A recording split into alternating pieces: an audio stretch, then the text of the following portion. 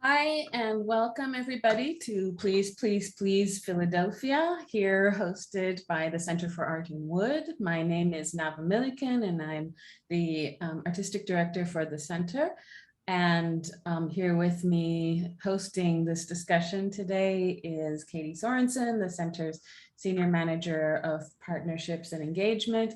And I'm just going to get a couple of housekeeping items out of the way before I hand it over to Katie and then our guests. First of all, while you're participating in this program, we ask that you stay muted until we get to the part of the program where we invite you to unmute. Until then, you are highly welcomed and encouraged to enter your questions in the chat.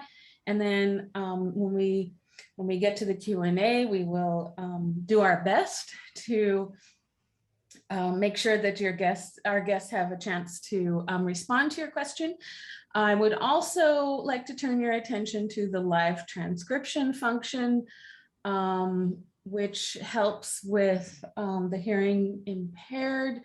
And that is located at the bottom of your screen, and there's a little button with the CC on it, and you can just click that and it should automatically begin offering that function. So we're going to jump right in here, but before we do, I invite you to join me in recognizing that the Center for Art in Wood is situated on the traditional and unsurrendered territory of the Lenni Lenape people, who were and continue to be active stewards of these lands and of the river of human beings, which is more commonly known to us now as the Delaware River. We humbly recognize and express our gratitude to those whose territory on which we work. While we admit that this recognition is a small gesture, we hold up Indigenous visibility and affirm the sovereignty for individuals and communities who live here now and for those who were forcibly removed from their homelands. We at the Center for Art in Wood will work to hold the center accountable to the needs of American Indian and Indigenous peoples. Our acknowledgement is a sign of our commitment to beginning the process of working to dismantle ongoing legacies of settler colonialism and to recognize the hundreds of Indigenous nations who continue to resist, live, and uphold their sacred relations across their lands. Thank you. And now I'm going to hand it over to Katie, who will introduce our guests. Hi, everyone. Welcome to Please, Please, Please Philadelphia. This is going to be a really fun evening. This is a program that we put together in order to connect Philadelphia to our current exhibition, Tom Loeser, Please, Please, Please. It is on view currently at the center through July 24th, and I encourage you to come down and visit us. I'd like to introduce our panelists for this evening. We have, sorry, I'm also letting people into the event, so bear with me.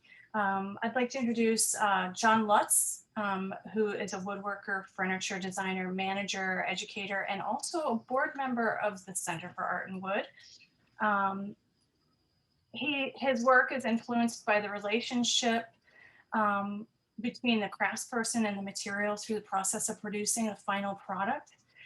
He received his BFA in woodworking and furniture design from Rochester Institute of Technology.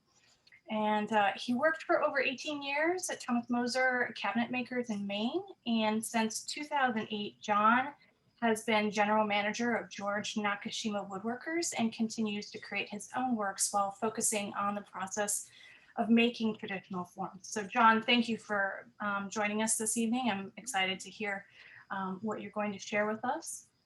Next, we have Christopher Storb, who has worked as a furniture conservator for over 40 years. And most recently, he worked at the Philadelphia Museum of Art from 2003 to 2019. His expertise is in the history of woodworking techniques, processes, and materials, coupled with the ability to share that expertise in a meaningful way with students and the general public. He has lectured and written widely on the historic furniture and maintains the blog In Proposition to the Trouble, where he examines all things regarding the arts and mysteries of woodcraft. So Chris, thank you so much for joining us. And you've been a longtime friend of the center, and I can't wait to hear your snippet of history of Philadelphia. Next, we have Emily Zilber, who is the Director of Curatorial Affairs and Strategic Partnerships at the Wharton Esherick Museum. She maintains an independent curatorial and consulting practice and is currently guest curator at the Renwick Gallery for the 2021 Renwick Invitational. She's an adjunct faculty at Tyler School of Art and Architecture and was the first Warnick curator of contemporary decorative arts at the Museum of Fine Arts Boston, and has held positions as assistant curator at Cranbrook Academy of Art and Art Museum and editor of Metalsmith and Metalsmith Tech. Zilber serves on the boards of trustees of the Center for Craft in Asheville, North Carolina, and Craft Now Philadelphia, and is also on the center's collections committee. So thank you for being a part of what we do here at the center. And with that, we'll get started. Chris, we're going to start with you. So when you're ready, let's go ahead and share your screen.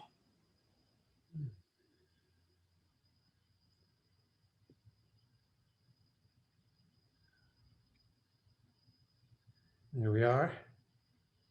You can hear me.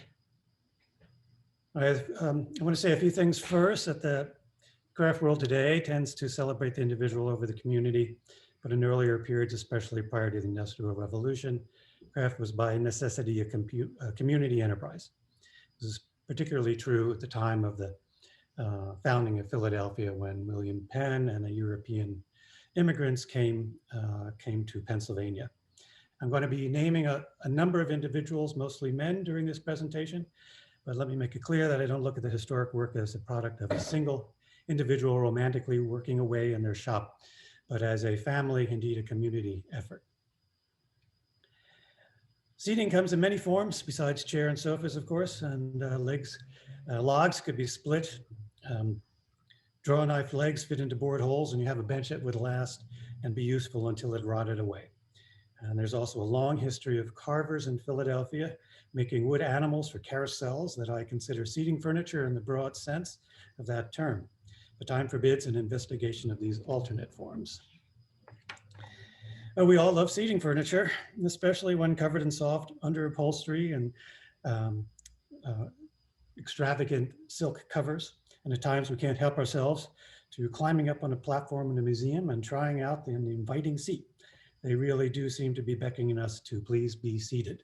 And this is a photograph of a guard took at the museum where somebody jumped up on the platform and asked their friend to take a picture of them on that chair. When Philadelphia chairs, hidden from sight for hundreds of years, appear on the marketplace, they're often fawned over and sold for enormous sums at auction. Some Philadelphia chairs gain such notoriety that they become irresistible to contemporary makers who make their own take on them. Jennifer Anderson of California created this dysfunctional take on the well-known General John Cadwalader's family side chair.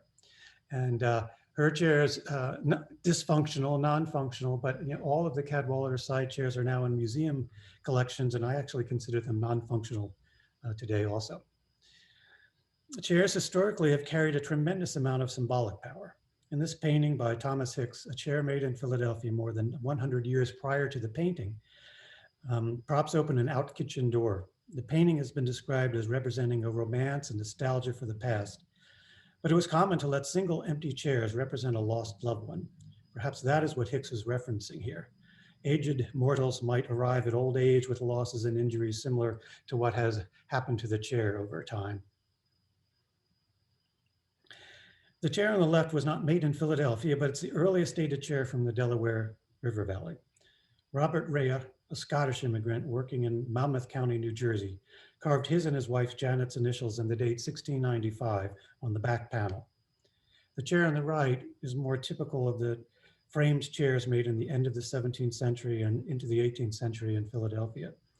Primarily made in black walnut, they are solidly constructed with pegged mortise and tenon joinery, ensuring the survival of many of these early chairs. Side chairs were also made in the panel back style, and there were many variations that were relatively common in England, but rare here, such as the chair on the left, which would be termed at the time turned all over with twist turn. And twist turning often also appears on cabinet stand legs, table legs, and clockwood columns. And these began to appear in England in the early 1670s, and there are only a handful of them, this type of chair that had been made in anywhere in the colonies, American colonies. Cane chairs on the left, leather chairs on the right. We're now working with chairs made principally by turners. The cane technique and material came from Asia, and this became wildly popular in London and in England, and these chairs in London were exported around the world. They were also brought here by immigrants, and a few chairs, such as the one I'm showing in this slide, may have been made in America. An alternate technique to upholster the backs and seats of these chairs was leather. And side chairs, again, were created in this type of chair. And this chair may have some association with William Penn. It is now in the collection of the Newport Library in Bucks County, and which is fairly near Penn's estate. So we don't have an accurate indication that this was from Penn's chair, but it has been in a collection for quite a long time. Now, Johannes Kelpius, seen here in the painting on the left, was a German pietist, mystic, and writer. And he and his followers, the Society of the Woman in the Wilderness, immigrated to Penn's wilderness to witness the end of the world, which they predicted would occur in 1694. Well, that didn't happen, but Kelpius lived in Germantown until his death in 1708. In about 1702, he was painted sitting in an armchair by his good friend Christopher Witt. The rush seat slat-back chair would be made in Philadelphia in vast quantities for at least the next half century. German chairmakers brought this particular design to the colonies. The splats here with the, I don't see my arrow now, but the splats, the bottom of the splat where it curves upward, paralleling the top of the splat is a Germanic feature that was brought here by German immigrants and then taught to British immigrants, and all chairs made in the Delaware Valley have this feature. Rush seat chairs were also made in this kind of vertical slat-back chairs by turners, and in different forms. Here we have something that was termed at the time a couch.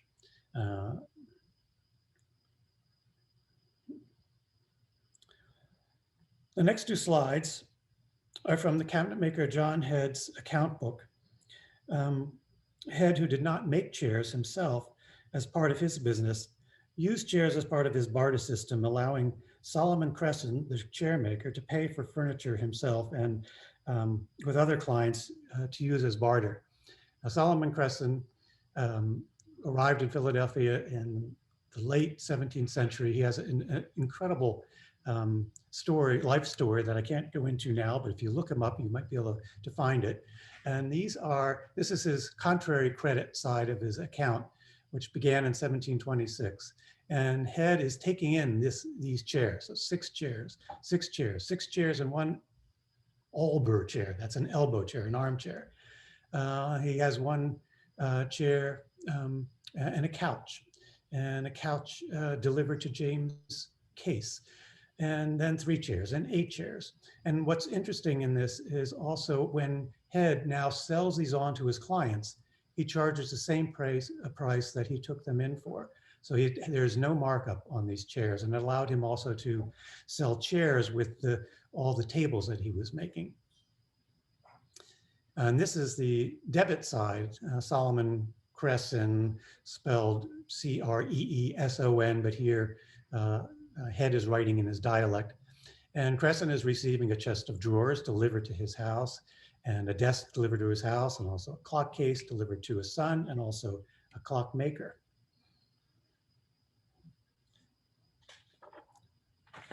Rush seat chairs could later, in the mid 18th century, begin to mimic high style chair forms, but be made at a lower price point. This chair retains its original rush seat and label of the cabinet maker and chair maker, William Svery, who worked at the sign of the chair in 2nd Street, a little below Market. English and Irish chair makers brought the Asian-influenced compass chair design to Philadelphia in the early 1730s.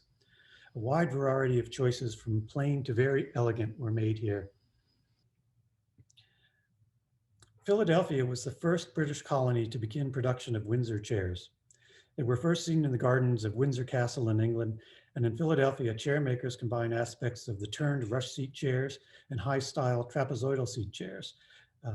They were an instant success and began to be exported to the other colonies in America and the Caribbean. Thomas Gilpin, whose chair is seen here, is the second recorded Philadelphia Windsor chair maker and the first who marked his chairs. And his brand, and it's a brand, here is located on the pommel, beneath the pommel of the seat of this chair. Now, I'm going to talk about upholstery seating a little bit later, but these wood plank seat chairs and even the wonderfully comfortable carved Windsor seats almost universally had cushions made for them. They're extremely rare today, as most original upholstery is, but a few survive. This cushion that would have been used on a D-seat Windsor such as Gilpin's was made by Rebecca Haynes in 1761, and that she has her name and date sewn into the edge, the boxing of the front of the chair. And this is in the collection of the Philadelphia Museum of Art.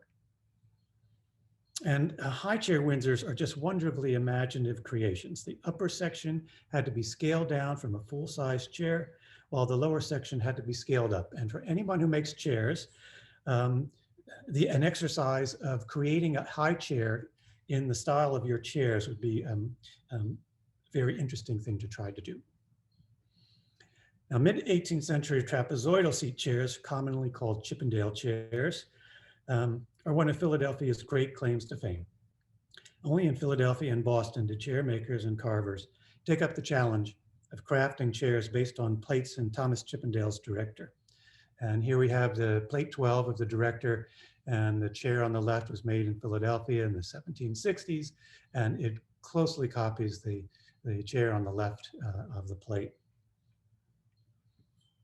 And there were scores of designs produced from the 1740s through the Revolution of this trapezoidal seat form.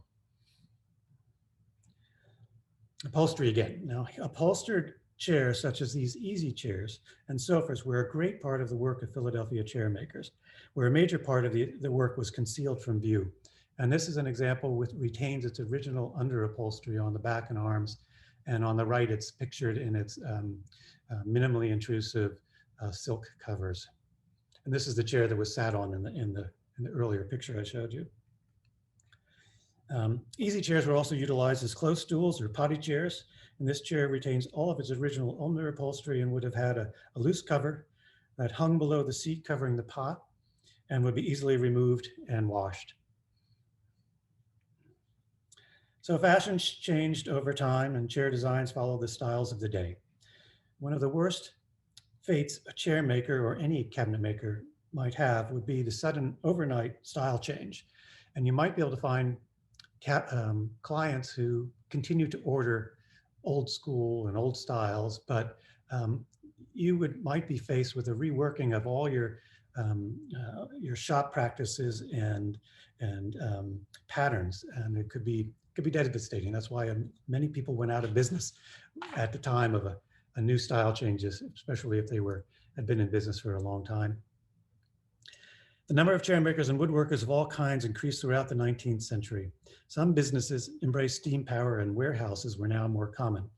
Ready-made furniture became the way most purchased furniture for their homes. And there are numerous broadsides and advertising pamphlets and ephemera like this in all of the, whether it's the library company or historical society. And it's great fun. You can see where their shops are and where the warehouses were. Of course, none of these places really exist anymore. Now, with this conscious evocation of the past in the second half of the 19th century, giving us styles such as the Renaissance Revival and Modern Gothic, combined with the emergent colonial revival kicked into high gear by the Centennial Exposition in Philadelphia, and a romantic fascination with the venerated objects associated with national heroes, this would lead to the chair makers finding a ready market for faithful copies of historic furniture. This is the original Rising Sun chair in the Assemblyman of Independence Hall, made by John Fowle in 1779 for the Speaker of the Pennsylvania Legislature. George Washington used this chair during the Constitutional Convention in May 1787. And this is the chair that Franklin made a remark, which there are several different versions of it, where he said, "Great happiness to know it was a rising sun and not a setting sun." And there's a sun carved on the top of the crest rail of this chair. The Fowle Rising Sun chair has been reproduced by many chair makers and woodworkers from the earliest part of the 20th century, and there are still firms that have a reproduction of this chair in their catalog. This is one of several chairs attributed to the workshop of Percy Feldenkrais, who established his business in Germantown in 1905. And these are really faithful reproductions and very accurate. Okay. Emily and John are going to be covering the mid-20th century, so I'm going to jump ahead to briefly talk about the craft scene that emerged or re-emerged in Philadelphia in galleries and art schools in the 1960s. The black and white photo in the middle of this slide was made in 1976 in the courtyard of the Philadelphia College of Art during a chair critique. Daniel Jackson had come to Philadelphia in 1964 to establish a woodworking program at PCA. At the upper left is one of his chairs, one of his slipper chairs, made in 1968. And in the lower right is a chair by one of his students, Alphonse Mattia, from 1969. And both these chairs are now in the collection of the Philadelphia Museum of Art. Now, this photograph of the crit going on is courtesy of Margaret Rogers. And she's the lone woman in the middle in the white shirt. And she runs a leading interior design firm here in Philadelphia today. And if we fast forward 40 years, and students in the woodworking program at the University of the Arts, which is the new name for the Philadelphia College of Art, are still learning valuable lessons using chairs as a teaching tool. Their professor, Don Miller, brought his class to the PMA, where we examined Windsor chairs in the Dietrich-American collection.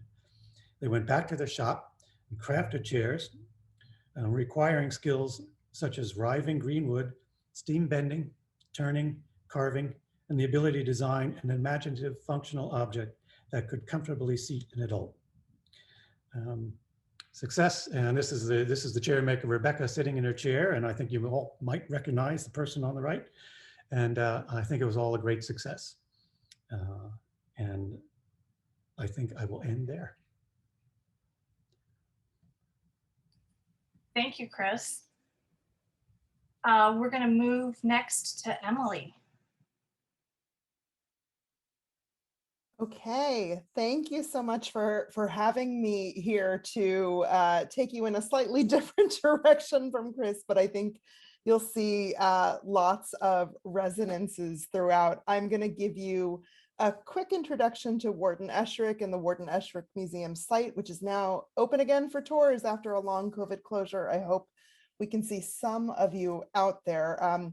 Esherick is considered the sort of father of the studio furniture movement and is deeply connected to Philadelphia and this area. I want to talk about some of the seating forms that Esherick is best known for. And I think there are also some really, really interesting works, connections to the works of Tom's in the exhibition. And so I'll be pulling those out as well. Not just as it relates to the seating, but also about some of the tools and other media that Esherick used in his practice because there are links between Tom Loeser and Esherick there as well. As I was putting this together, I was thinking of the question that sort of governs the exhibition at the Center for Art and Wood. If the furniture we sit on every day were totally different, would our lives be different too?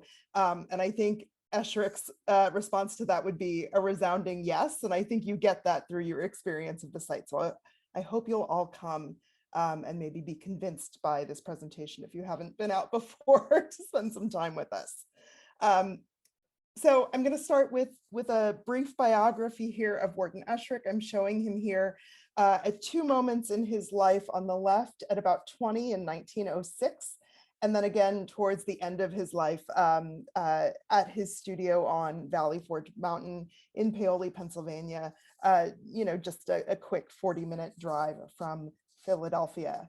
Esherick was born in July of 1887, the middle child with a twin of 7. His sort of well-to-do parents lived on Locust Street in an area of West Philadelphia that is now occupied by the University of Pennsylvania. He was determined to be an artist from an early age, despite parental discouragement and fear around him not being financially self-sustaining, which I think is a very relatable feeling for anyone here who is thinking about going into an artistic life. Esherick went on to the Central Manual Training High School in Philadelphia, which offered art and woodworking and smithing classes. He managed to convince his parents to let him do that. And then to the Pennsylvania Museum School of Industrial Arts, which is now the University of the Arts. We've got a nice link back to what Chris was mentioning. From there, he won a scholarship to a 2-year non-degree granting program at the Pennsylvania Academy of Fine Arts, where between 1908 and 1910, he studied painting under American Impressionist artists like Cecilia Beaux and William Merritt Chase. Esherick left PAFA shortly before completing the program in protest, really upset at having to paint in the styles of his teachers rather than experiment and develop his own style. And I think you can see when I show you the studio space that he built, what is so iconoclastic about Esherick. This is the studio where Esherick lived and worked. This is a space that you can come out, you can tour. Esherick and his wife, Letty, came out to rural Pennsylvania looking to find an affordable home close enough to Philadelphia that they could come in and still engage with the sort of artists and culture, the museums, their families, and the potential clientele who were based in the city. But they also wanted to sort of live organically, which meant growing their own food, making their own clothing, cultivating this kind of self-sufficient lifestyle from the land. Esherick painted here until around 1925 and then built this studio space in 1926, started to build it in 1926 when he needed more room for his burgeoning woodworking practice. So I'll just move back in time quickly.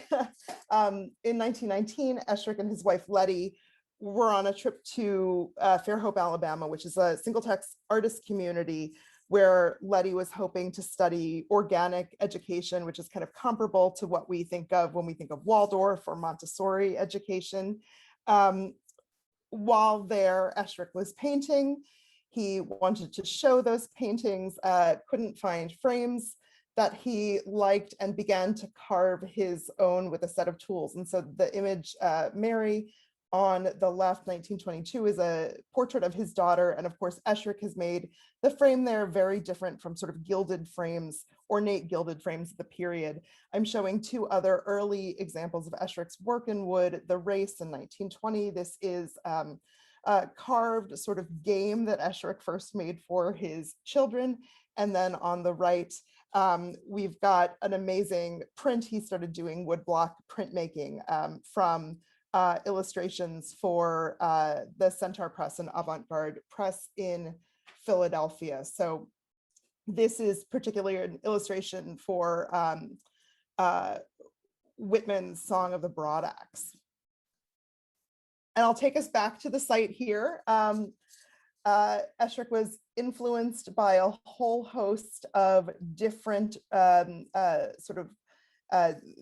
thinking about all sorts of different inspirations, thinking about Frank Lloyd Wright and his idea of organic architecture, thinking about the Swiss architect Rudolf Steiner and his anthroposophical architecture, which is sort of another way of thinking about how to capture the sort of energy of things growing in nature in things like architecture and art making, and then vernacular architecture, including Pennsylvania bank barns.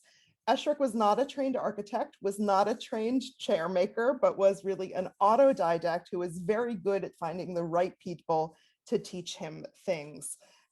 So we'll just run quickly through images of the space. I hope that you all get to come and see this in person. You can imagine that a tour of the museum is quite different from what we can present virtually. Everything that you see in this space belonged to Esherick. The vast majority of what you're seeing was made by him. And it really is this cacophony of textures and materials and approaches to working with wood, whether in sculptural or furniture form. So, you know, building on that history of Philadelphia chair making and taking it into his own very personal approach to working with wood. And I'll just run quickly through images here of his bedroom upstairs. Another shot of the bedroom from a different angle, and you can get a sense of his aesthetic sensibility. We're back down in his dining room, and we'll start talking about some furniture. I want to start off with this stool that Esherick designed for Sunnycrest, his family home. And I kept thinking of the rising sun chair that Chris was pointing out as we took a look at this and the sort of motifs that are here. This stool has these abstract carved surfaces that really reflect similar approaches to design that Esherick would have seen during a 1930 trip to Germany, where he was thinking about German expressionism and geometric form. They represent a departure from arts and crafts influenced representational carving that characterized his furniture earlier. I love this stool because the seat and the legs are not smooth and regular, but faceted so that each surface on the form of the stool sort of differs slightly from the next, and you get these carved lines that emphasize that movement, that sort of take your eye around the piece as you're engaging with it. The stool was seated next to this fireplace in Esherick's cozy family home. I'm showing a woodblock print of that space on the left, which was the fireplace had a hammered copper hearth, which depicted a rising sun, which is another reason I'm thinking of that rising sun chair that Chris mentioned. And then, you know, Esherick revisited this seating form, this three-legged form throughout his career, a variation on the theme from the 1950s, reused wood scraps from larger projects to create seats for stools that all differed slightly in their final form. And these were among his most accessible and affordable and popular pieces. Esherick is well known for this particular form, the hammer handle chair, which ties to Tom's work in so many ways, especially around this kind of questioning of the precious that comes with creative reuse and the use of tools as a signifier. Yeah, you know, I can't help but think of the shovels on Tom's benches. Esherick bought a batch of hammer handles at an auction for the assets of a defunct wood turning firm with no plans for them. And they came in two lengths. One was short for carpenters and machinist hammers, and the other was long for smithing. So the Hedgerow Theater, where his daughters took classes and he had connections, requested 36 chairs for their rehearsal room. And Esherick used the handles for the legs, the stretchers, the rails, and the backs of these chairs. The seats were made of this colored canvas belting, which you're seeing here in red, but also in green, blue, or yellow. Esherick could have made all of these chairs alike, but instead he developed at least 4 different ways of assembling a dozen handles to make a chair, really as a sort of intellectual challenge. He eventually ran out of handles, but sold these chairs with simpler forms made from ash as his ash chair. I love this image here from around 1950 from the Hedgerow Theatre, where members are sitting around Esherick's Thunder table using those hammer-handled chairs, planning out the production schedule for that season. Similarly, this wagon wheel chair has this sort of sense of creative reuse, has the sense of thinking about tools as a part of chair making. He made the first wagon wheel chair after buying extra stock from Hoops Brothers and Darlington, which is a firm in Westchester that began in 1869 as a manufacturer of wooden spokes for wheels. By 1880 had become one of the largest wooden wheel makers in the United States. And I love this image here on the top of their display at the Centennial Exhibition at Memorial Hall in Philadelphia. And then on the bottom, this wonderful image of the process of wheel bending. Esherick then took these wagon wheels and bought them in a variety of sizes and also produced his own forms, creating a sort of curved rear foot and these half-round front leg and arm elements. One of the things I also love is the way that the sort of struts on the chair reflect the spokes of a wheel. So you're getting this sense of action, even as this is a static form. It's got the sense of the past to it, a connection to history, but also some modernity in the way that the chair is designed itself, which is a sort of perfect, Esherick is somebody who thought about history, but then wanted to take and repurpose it for his own purposes to do things that were very much his own and very contemporary. Even in the last years of his life, Esherick was experimenting with how to approach chair and seating design in new ways. I'm showing here a ladder back chair made, close to Esherick's death. This is the only design of this type in Esherick's catalog, and it lacks the kind of organic curvature that has become synonymous with Esherick, although it certainly has a wonderful organic sensibility for a ladder back chair. The chair echoes a design that was first made in the Middle Ages with these slats across the back, constructed perpendicular to the posts that resembles the ladder that it's named after. By the 17th century, these were among the most common styles in England and would later become a staple in the colonial United States. The United Society of Believers in Christ's Second Appearing, which are better known as the Shakers, became well known for their production of the form, which sort of takes extraneous ornament and elements of comfort for these plain surfaces and strong geometries. So Esherick's contribution to the language here includes touches that make it clear that the take on the design is his own, whether it's this lace leather strapping, which can be seen in Esherick furniture from the 1920s, or the sort of beautiful taper to the posts and the legs, or Esherick's signature there on the backside of the chair. And I love thinking about this sandwiched between two chairs from the collection of the Philadelphia Museum of Art, ladder back chair that is much more sort of traditional in style. And then on the right, the contemporary studio furniture maker, John Brooks, who is making these kind of ladder back chairs out of found materials, things that he is taking directly from nature. And in some ways, Esherick stands as the bridge here.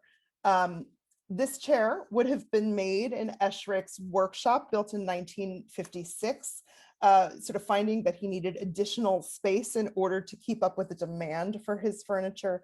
Esherick's workshop was built as an alternative to the small shop of his regular collaborator, the cabinet maker John Schmidt. For this building, Esherick was no longer in a milieu where anyone could be an architect without having their plans reviewed by many, many committees. And so he collaborated with the architect Lou Kahn, who is certainly well known in Philadelphia and around the world. And you can see Kahn and Esherick's initials on the exterior of the building. I also love that we get this sort of nod to what's going on inside, these kind of dovetail-like joints at the seams of the space. The interior of the workshop, which I'm showing some images of here, it's not currently open to the public, but long-term plans for the museum include transformation into public museum space, exploring Esherick's material practices and influences, which is very exciting. And I really wanted to focus on this because currently in the workshop is the bandsaw, handmade bandsaw that John Schmidt built for Esherick. Schmidt had a large handmade bandsaw in his own shop and later made Esherick his own version since neither could have afforded the commercial equipment.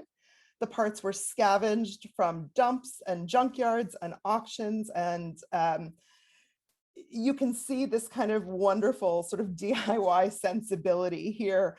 Esherick had store-bought machinery later in his making career. This is from very early in his career in 1927, but this remained part of his toolbox until the end. It was sort of a standby. And I love on the right, I'm showing a scroll of sketches that we have in the museum's collection that extends over 25 feet in length, sort of vignettes from daily life. And here we have Esherick's drawing, his sketch of the bandsaw. July 27th, we're having a spotlight program that will talk about this in greater depth. So I hope that some of you will come to that. Esherick's ability to think in both 2 and 3 dimensions seems to connect to Tom's work as shown in this exhibition. I mentioned his printmaking earlier, but want to show you here an example of a very early print and then the block that was used to produce it. We have about 400 of those carved blocks in the museum's collection. And I want to sort of show you that as a segue to talk about another tool, important tool in Esherick's toolkit, which was the Washington press here. This was made sometime in the 1840s. It was once the property of a local newspaper called the Pottstown Mercury, and Esherick snagged it when they were getting rid of it in the early 1920s and kept printing his woodblocks with this press well into the 1960s. Images of Esherick at work using the press in situ in the studio with these remarkable carved doors behind them. And then of course, Esherick's very self-referential print of the press being used to make a print, right? So I love thinking about this in connection to Tom's pyrograph and cyanotype prints of tools and chair forms that are a part of the exhibition, right? Thinking about the tool not just as something that can be used to make an object, but as material to make artwork with, and then also subject matter for artwork. That's really sort of part of the way that this show comes together and links to Esherick for me. I just want to highlight sort of as a coda here, we try to highlight connections between Esherick and contemporary furniture makers, even though it's not from Philadelphia, but we'd love to make more connections with folks from Philadelphia at the museum through a variety of programs. I'm showing here work by Aspen Golan, the first place winner in our Wood End exhibition, where she is thinking about Esherick's propensity to combine wood with other materials. Here we're looking at this amazing furniture form where she has done these images etched into the glass that sort of allow you to unrobe the piece as you're opening the doors. Aspen just won the Minnick Furniture Fellowship from the Society of Arts and Crafts and is doing some really interesting work on creating new sets of tools for Windsor chair making. She's going to be teaching all over the country, so I encourage you to check out her work and this exhibition. And then opportunities to show work like what we've done with Roberta Massich, who is a Philadelphia-based ceramic artist who we've invited during that sort of closed time of the pandemic to do a residency experience in the space. And she has created ceramic objects that talk to and engage with the site, whether we're talking about pieces where she's molded wet clay into the space between the stones on the exterior, taken those back and fired them and created objects that sit within the building itself, or created objects that are sort of auxiliary to Esherick's own models. Here, the work is not necessarily the ceramic piece behind the model, but instead the light and the sort of aura that it presents. I want to thank you for having us today with images of my own daughters here in the Please, Please, Please exhibition, for which they only had one, that there were not enough of these things to play with. So with that, I'll hand it over to John. Wonderful, thank you so much. This has been great. Let me just do this.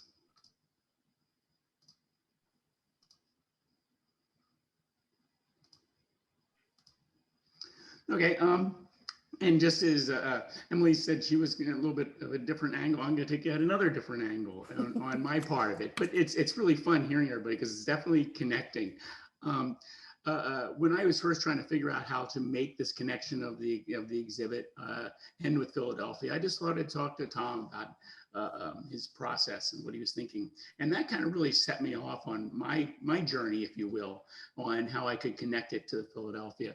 And for Tom, it was all about the why, all about this creative inspiration, taking pieces that were could play with the seating form. They could be functional, they could be art, they could be touched. They're asking to be touched. They want to be played with, and the honesty of the material.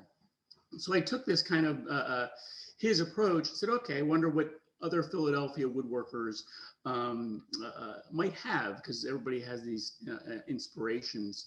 So what my goal is to kind of engage this into woodworkers that are kind of doing work around the same time. You have George Nakashima work there, so I'll be talking about him, and Mira Nakashima, Jack Larimore, Brad Smith, Don Miller, Michael Hurwitz, and Mark Svery. But I wanted to, just to kind of get a context, I do want to kind of leap back to the exhibit. In Tom Loeser's work, it was very clear on his folding chair, excuse me, whether it's the hanging form, when it's hanging, it's art.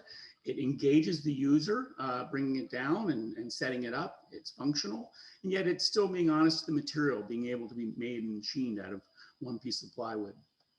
And then his slab forms with the tools, extremely focused on being honest with the material in the slab and not doing any kind of ornamentation or shifting of the cut edges of the slab, being very honest with that. And also the tools and creating that and controlling the user, the side-by-side bench, forcing the user to sit a certain way and kind of question the comfort.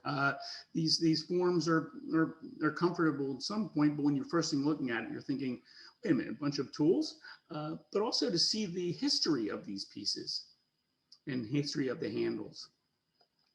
And certainly on the tumblers, the engaging again, on wanting to play, the tumblers focusing on the material again, the craftsmanship, the leather stitching on these things they're beautiful. If you wanted to just taking a look at them, they're gorgeous how they're made.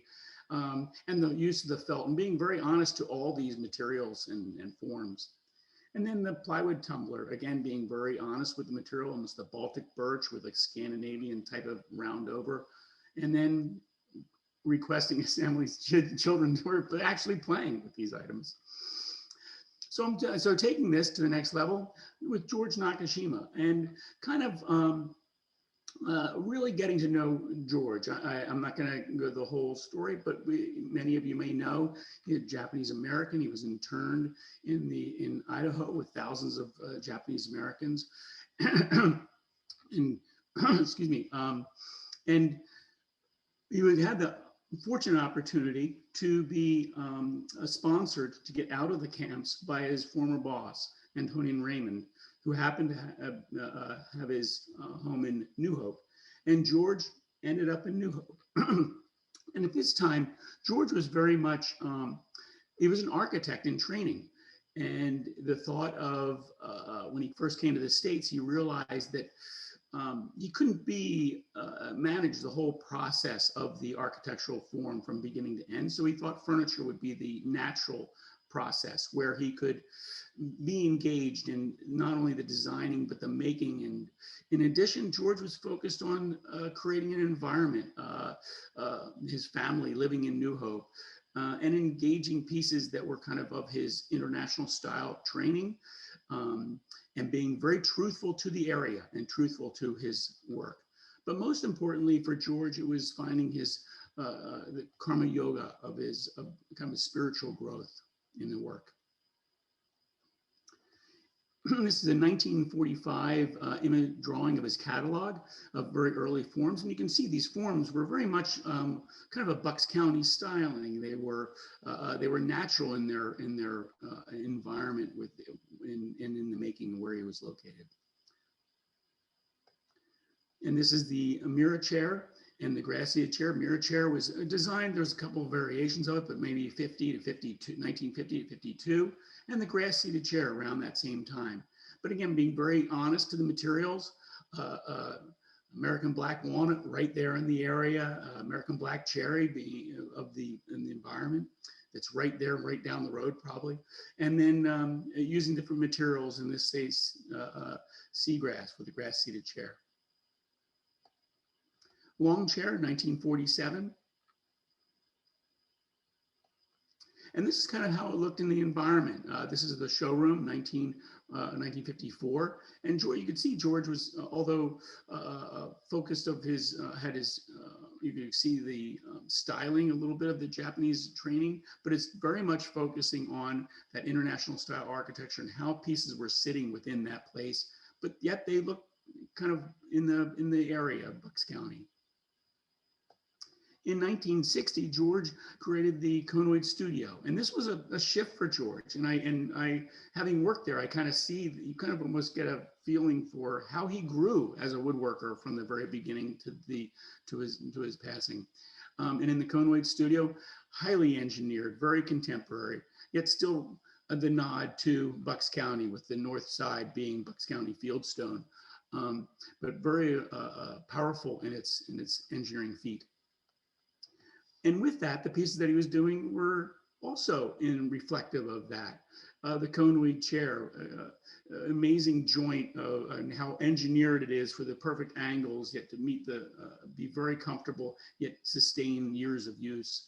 And his slab forms, the Conoid bench behind and the Conoid bench here, were very powerful. And I feel kind of a connection to when he was doing that Conoid Studio, the same kind of feeling, if you will. In 1970s, George was going back and forth to Japan at this time and really connecting with woodworkers of the Mingei movement in Japan. And Mingei is craft of ordinary people, or arts of ordinary people. And in my feeling, just as a woodworker and watching, and he kind of did this whole story, this was his reception house he designed and built in 1978. And this is kind of, for me, almost like a coming home in some regards, a direct nod to his Japanese heritage, a direct nod to his interest in passion for the craft, and really of the craft of ordinary people in my mind. And this is the, geez, sorry about that. Green Rock Ottoman, that's funny, I forgot the name of it. Green Rock Ottoman, and you can see that it's very much related to almost a standard in the craft way, and through tenons, but very much a nod to this kind of craft of ordinary people, this Mingei movement. And this is the reception house as you see it today. And in my view, much of this, and George was past 1990, in this time period of his 70s and early 80s, this is when he really met his goal of that karma yoga, that desire to really live and work within this community that he developed in New Hope. After 1990, Mira Nakashima, she took over the reins, and her why, or her passion, was to continue the legacy. For Mira, it was all about her father and what her father had done. And for her, this was a tough go. She worked with her father for years prior to his passing, but this was a big undertaking for her. And not only that, but she wanted to make sure she was really appreciating her father's legacy in this work. But in Mira's early years, you had the Taisho Collection, and this is Taisho Collection meaning continuation. And for Mira in these early pieces, it's how to find her own voice, yet very much focus on her father's work. The Concordia Chair, developed by Mira, and this is where I feel that she really was finding her own voice in her work. Still the nod to her father's forms, but direct relationship to the user. This was for a musician, for Concordia players, to give full movement of the user. Still the slab seat, but the very strong architectural forms, and her architectural upbringing and training is very prevalent in these pieces. Sectional Sofa, again, very focused on function, but the idea that this piece is heavily focused on this architectural base or architectural styling with a very strong expression of these forms. The Satay Sofa, this what I feel was kind of when I see this piece, it's really Mira's voice in full bloom. Still the nod to her father with the use of the live edge and the slabs, but Mira's collection of slabs and her work was amazing. The collections she's continued to collect, and yet the base is not as much subservient as much to the slab, and they're equal. They're equally powerful, and the base has that power that she presents in her work and her architectural forms and development. So going on, I wanted to take a look at other woodworkers that were kind of hanging around, that were doing the work at the same time. And it was a lot of fun getting to know these woodworkers. I completely enjoyed it. Jack Larimore was a landscape architect, and his pieces, he wasn't formally trained in furniture making. So as he said, it gave him freedom. He just kind of went at it and did what he wanted to do. But the focus of his work, his creative inspiration was really to present the former life of the material. In all of his pieces, you can see that. You understand, once you kind of step back and see his work, you understand that's what his goal was in these forms. Yet still, in contrast to George that wanted to have it within the architectural of the buildings, for Jack, it was in keeping with the environment that he was developing in the landscape. And you can see the history, you can see the story of these materials. You know exactly where they came from.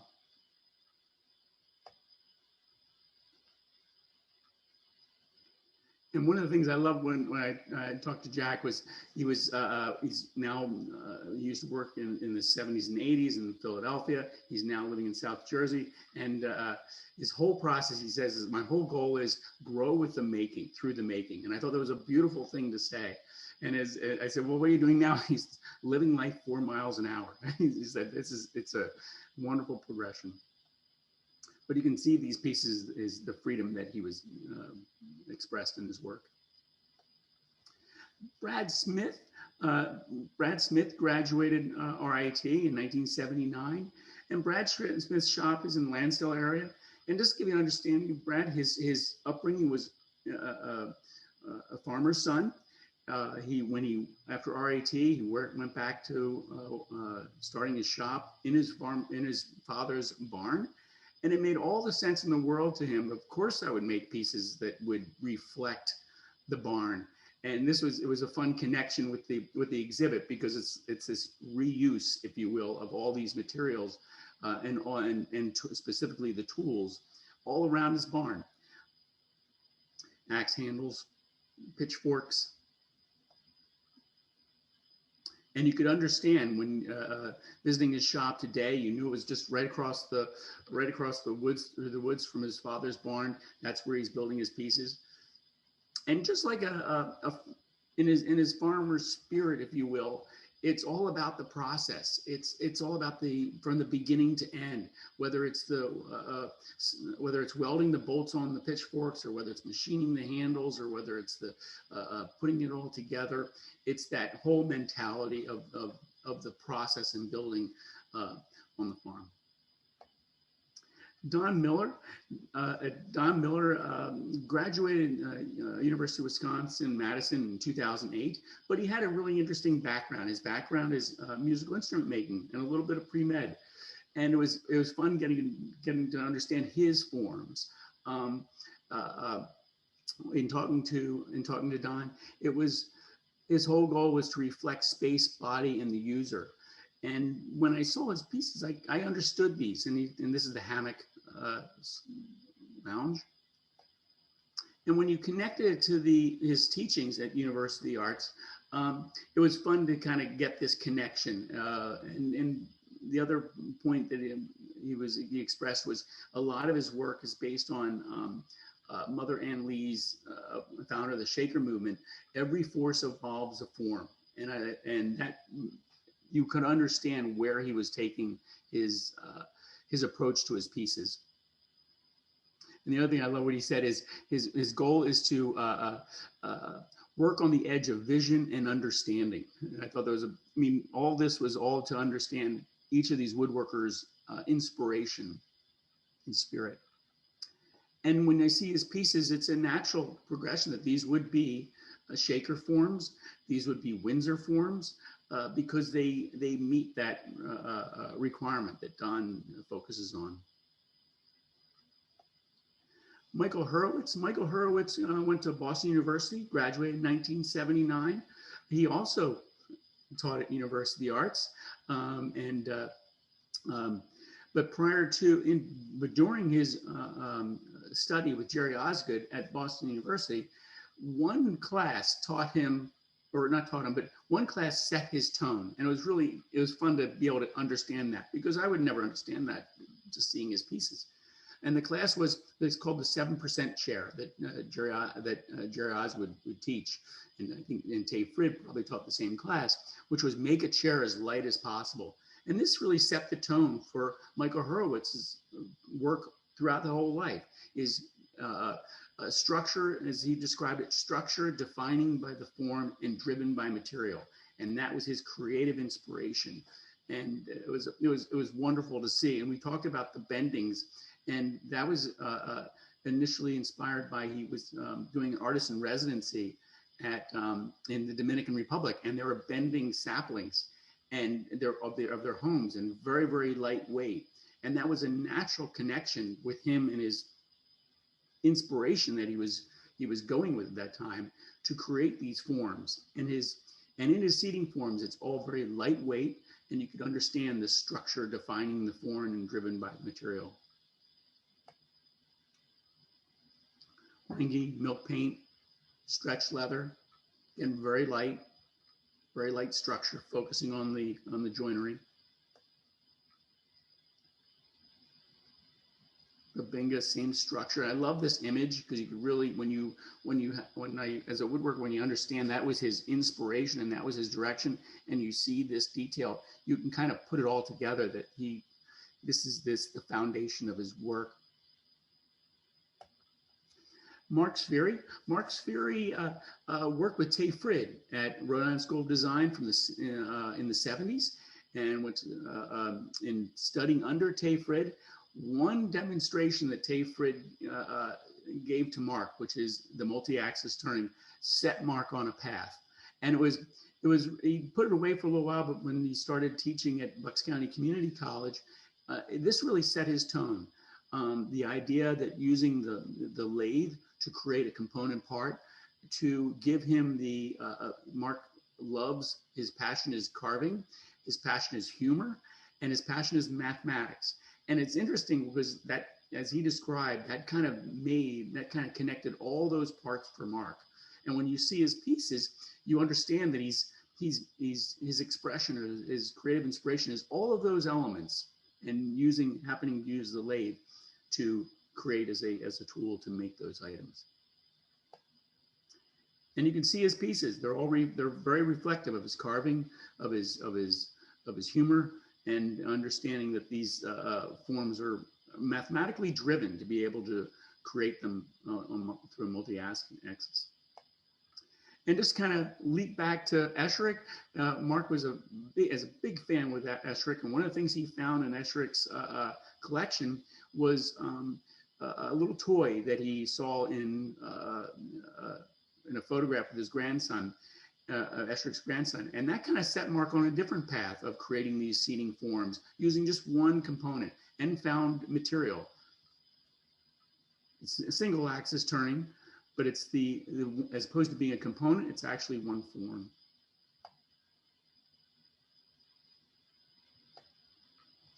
So just to kind of sum up, it's been an amazing thing to see what Philadelphia is today in the wood environment. And when you connect what the woodworkers were doing and their inspirations, whether it would be George Nakashima blazing the trail to create these kind of studio furnishing environments and looking for his karma yoga, Mira doing her best to continue the legacy and can show and expressing her own voice in her work. And then you have Jack Larimore and growing through the making, Brad Smith, the farmer, creating pieces using the things objects he's used to. And then Don Miller, every force evolving the form, and Mark Svery, Michael Horowitz's structure defined by the form, and then certainly Mark Svery using mathematics, humor, and his carving to create these items. Really, I feel set a lot of tone for the woodworkers of today to be able to be inspired by. Oh, thank you so much, John. Yep. This was great. We want to open this up for questions. So if you have questions, please add them to the chat. I do have one from Facebook from Todd Kimmel, and this is for you, Chris. The image of the one of the sun chairs, and it looked like an umbrella on top or a mushroom, and we were wondering what that form was. Was it an umbrella or a mushroom? No, that's that cap.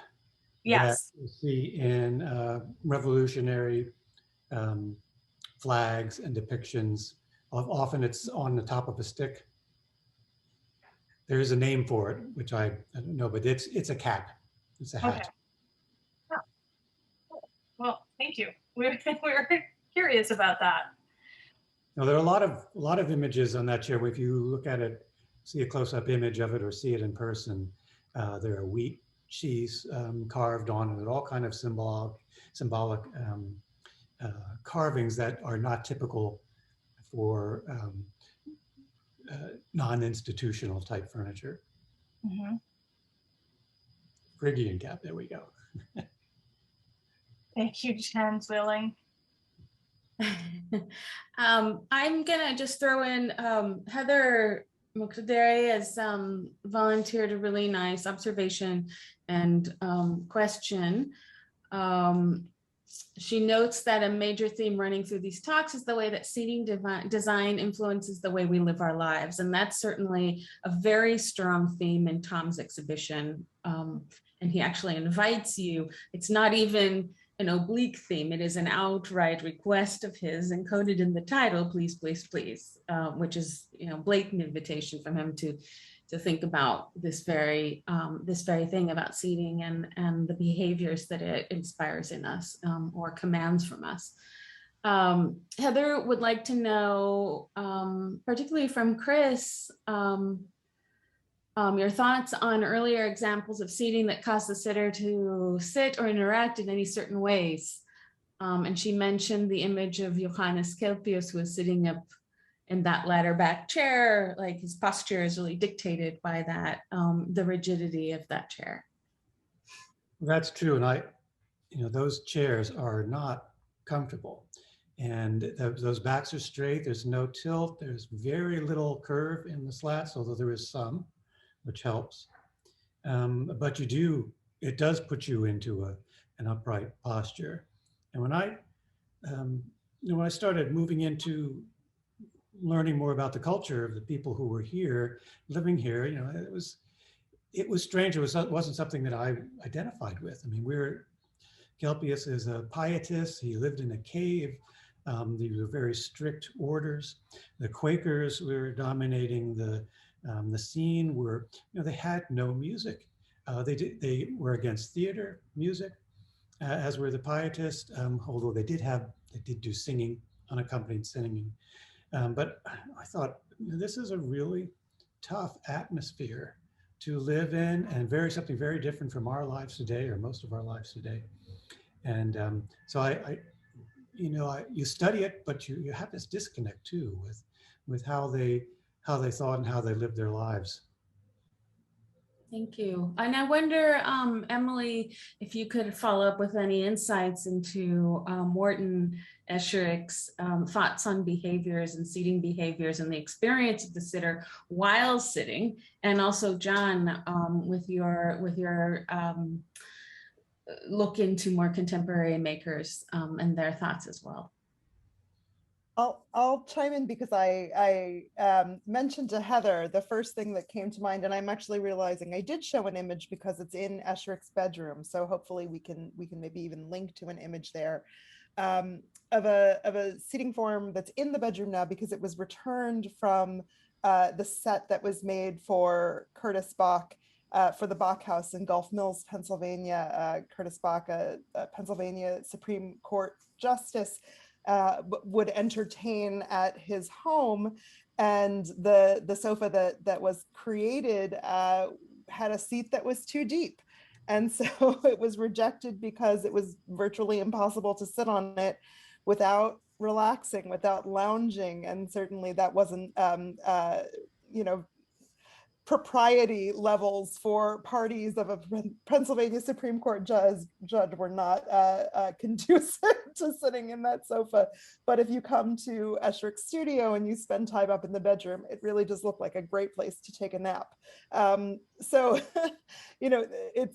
that's what it made me think of immediately, that regardless of who was engaging with Esherick's seating forms, it did have some impact on the behavior, and it really was, whether it was acceptable, in this case it was not, or not, was up to the user.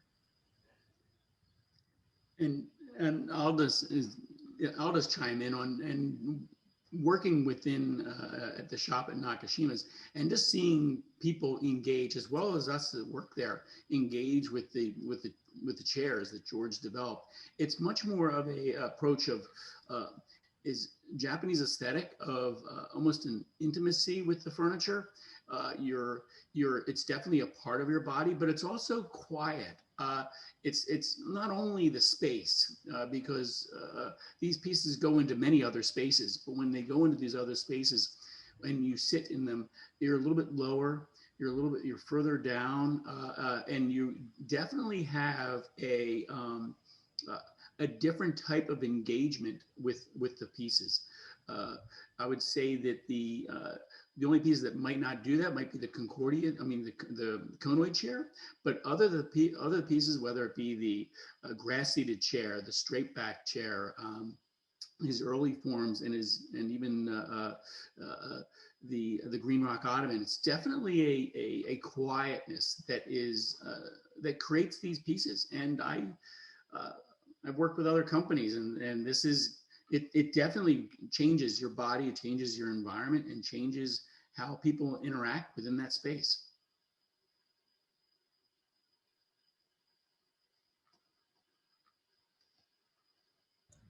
I have a question for everyone, actually. In the progression of your talks, from Chris to Emily to John, we have this kind of story that starts out with furniture making locally as a community effort.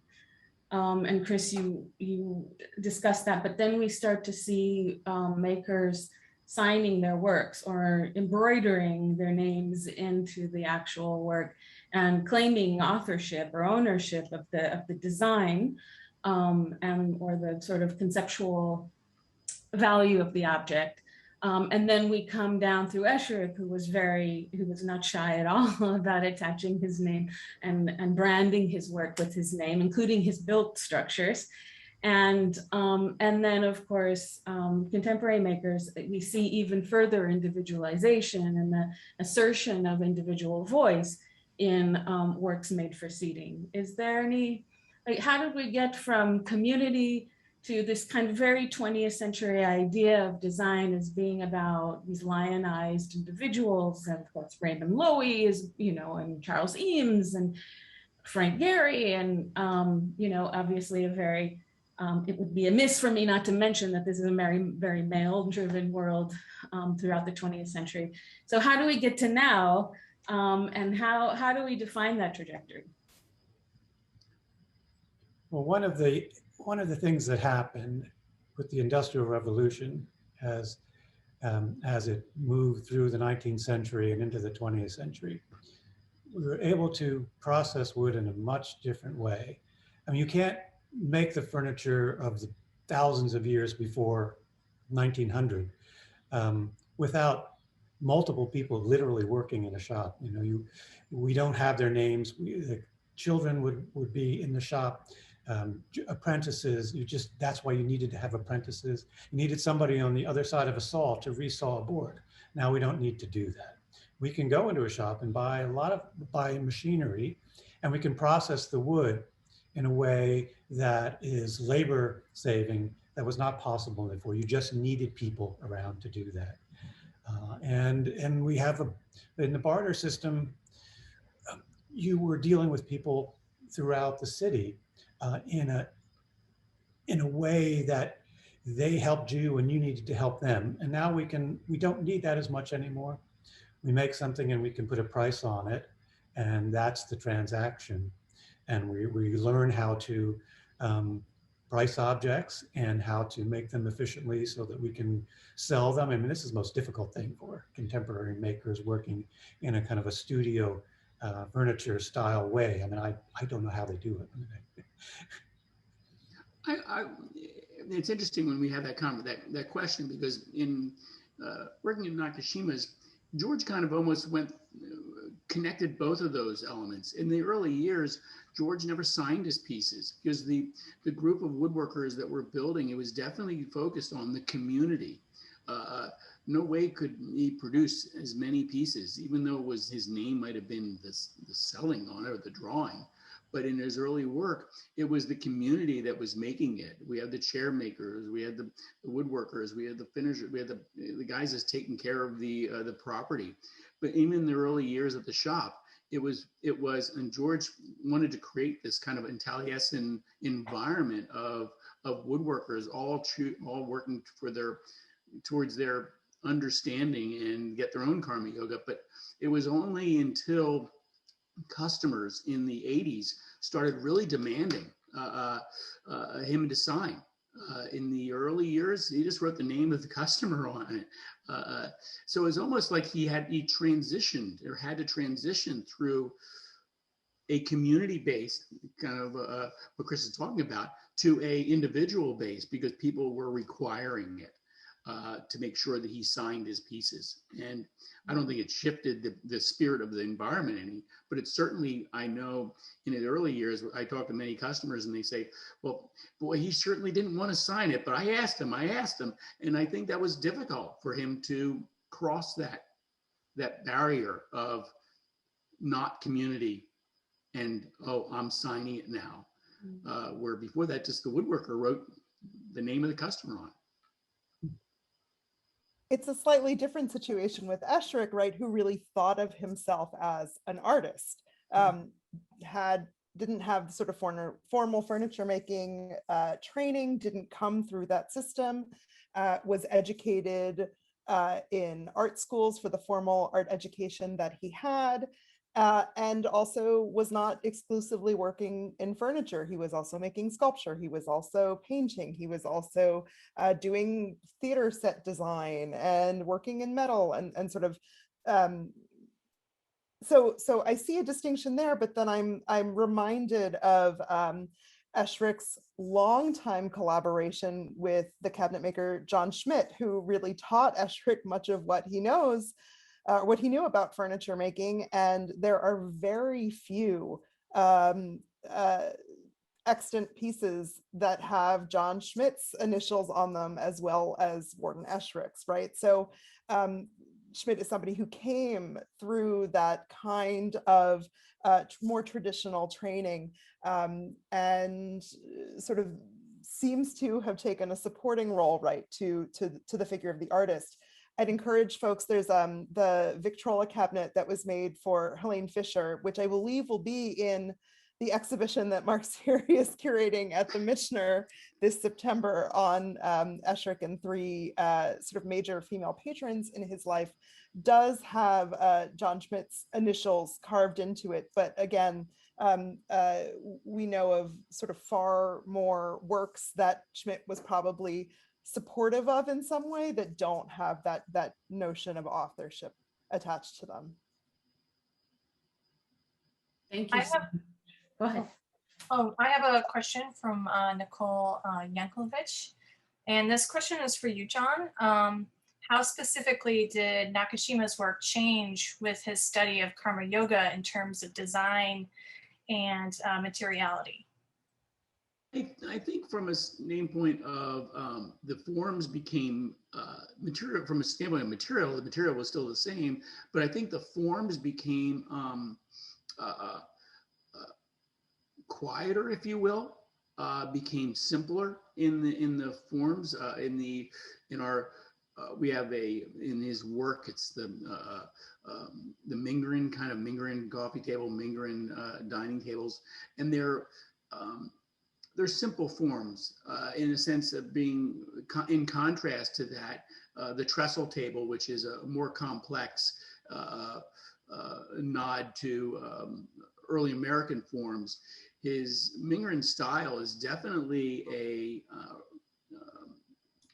more direct relationship with the actual piece from a standpoint of the simple slabs, simple base, that I feel when I'm connecting with it, you could understand that these were pieces that he was being inspired by from a standpoint of craft of ordinary people, the artists of ordinary people, and just still showing the through tenons, still showing the details, but simpler forms versus a more architecturally powerful form.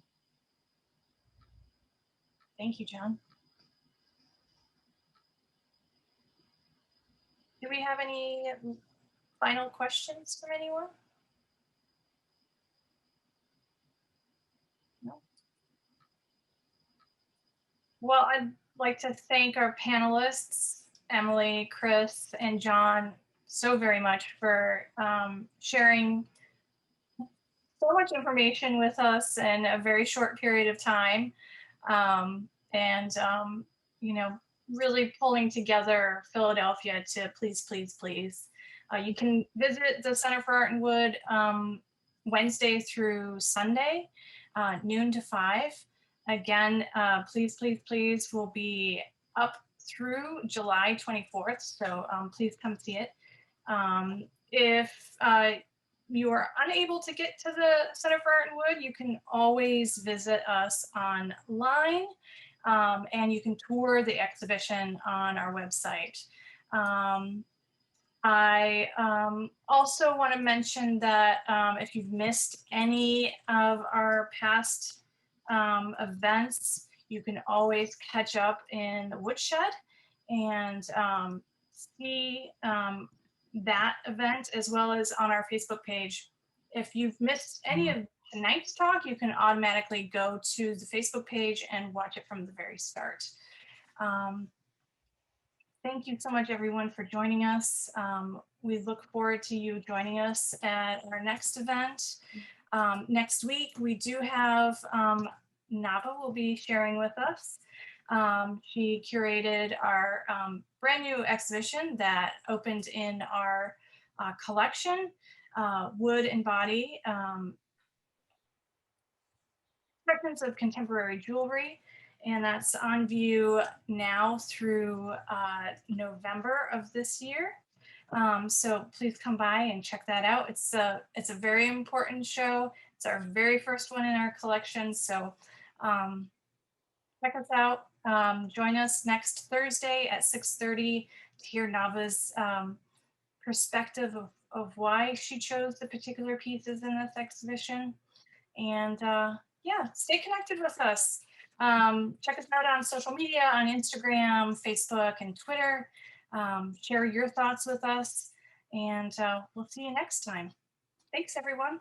Thank you. Thank you, everybody. Thanks for joining us. Thank you. Thanks. Bye-bye.